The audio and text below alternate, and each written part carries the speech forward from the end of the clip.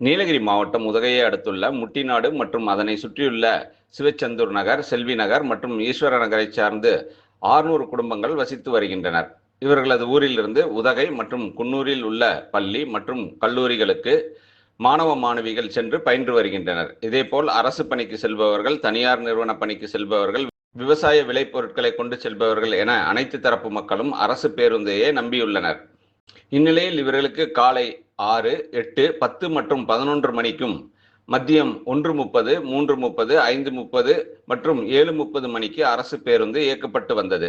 அதேபோல் குன்னூர் செல்லும் பேருந்து காலையில் 2 முறையும், மதியம் மற்றும் இரவு 3 முறையும் இயக்கப்பட்டு வருகிறது. இந்நிலையில் தற்போது இந்த பேருந்து சேவை மாற்றப்பட்டு உதகைக்கு காலை 2 முறையும், மதியம் மற்றும் மாலை 3 முறை மட்டுமே இயக்கப்படுவதால் பள்ளி மற்றும் கல்லூரி மாணவர்கள், முதியவர்கள் மற்றும் பயணிகள் பெரும் சிரமத்திற்கு ஆளாகி வருவதாக கூறப்படுகிறது.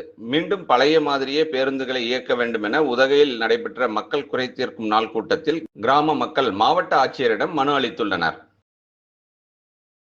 ராகம் டிவி யூடியூப் பக்கத்தை சப்ஸ்கிரைப் செய்யுங்கள்.